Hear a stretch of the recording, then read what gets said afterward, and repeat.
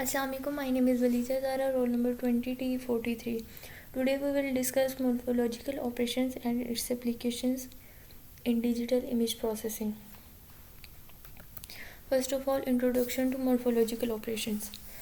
Morphological operations are the set of image processing techniques used for analyzing and processing the geometric structure within an image.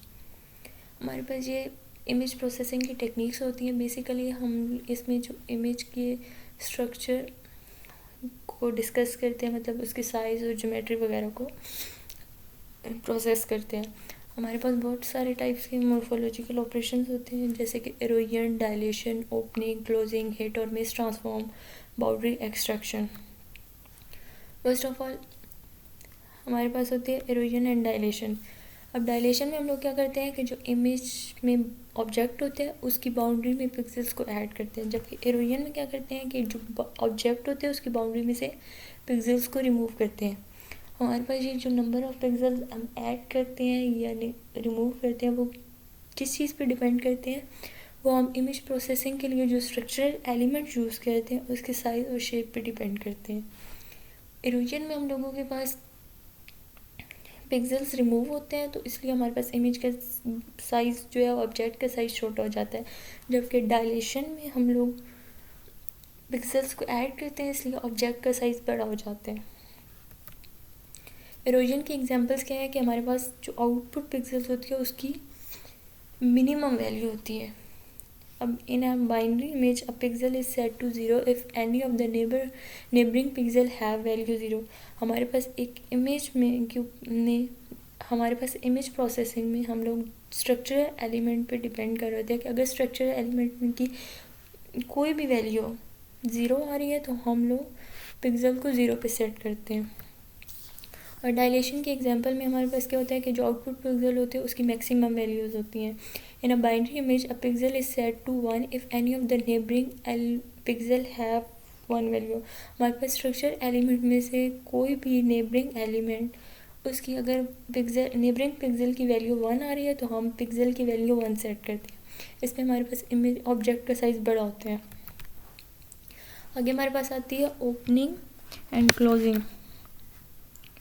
Opening is a process in which first erosion operation is performed and then dilation operation is performed, while closing is a process in which first dilation operation is performed and then erosion operation is performed. इसमें हम opening and closing जो है वो noise की reduction के लिए use होती हैं, बाउंड्री की एक्सट्रैक्शन के लिए यूज़ होती हैं, या हमारे पास क्लोजिंग जो है वो होल्स को फिल करने के लिए यूज़ होती है. आगे हमारे पास आता है हिट और मिस ट्रांसफॉर्म. हिट और मिस ट्रांसफॉर्म क्या होता है? हिट और miss transform is an operation that detects a given configuration और a pattern in a binary image using morphological erosion operator and a pair of disjoint structuring element. ठीक है, इसकी applications क्या होती हैं कि इसकी एप्लीकेशन बायोमेडिकल इमेज एनालिसिस में ये यूज़ होते हैं. मतलब कि हमारे पास ये जो है ये बायोलॉजिकल टिश्यूज़ में से स्पेसिफिक स्ट्रक्चर्स को डिटेक्ट करते हैं और ये ना सेल न्यूक्लियस की डिटेक्शन के लिए यूज़ होते हैं.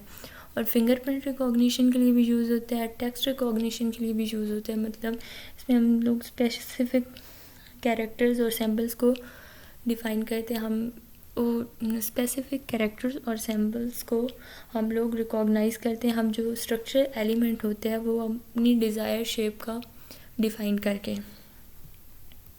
आगे हमारे पास आती है बाउंड्री एक्सट्रैक्शन. बाउंड्री एक्सट्रैक्शन में क्या होता है कि boundary extraction in an image processing involve identification and extraction of the boundaries or edges that defines object or region within an image. Boundary extraction क्या होती है कि हमारे पास एक इमेज में जो ऑब्जेक्ट होते हैं उसकी बाउंड्री को आइडेंटिफाई करती है कि ये ऑब्जेक्ट इस जगह पर है. इसकी एप्लीकेशंस में क्या क्या होते हैं? Image analysis in medical imaging.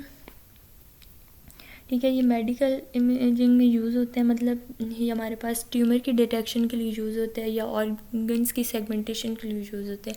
उनकी बाउंड्री को हाईलाइट करते हैं कि और उसके अलावा हमारे पास ये इंडस्ट्रियल क्वालिटी कंट्रोल में भी यूज़ होते हैं। मतलब हम जो है इसको इंडस्ट्रियल सेटिंग में अप्लाई करते हैं उसकी क्वालिटी कंट्रोल प्रोसेस के लिए। और ये क्या करता है कि हमारे पास डिफेक्ट्स को भी आइडेंटिफाई करता है, और जो इरेगुलरिटीज़ होती है मैन्युफैक्चर्ड प्रोडक्ट्स की, उसकी उन बाउंड्रीज़ को हाईलाइट करता है ताकि हमें डिफेक्ट पता चले और हम उसको रिपेयर करें। और इमेज कंप्रेशन में भी यूज़ होता है, मतलब ये अमाउंट ऑफ डाटा को जो है वो रिड्यूस करने के लिए यूज़ होते हैं। और जो है वो ट्रांसमिशन ऑफ इमेजेस में भी यूज़ होता है।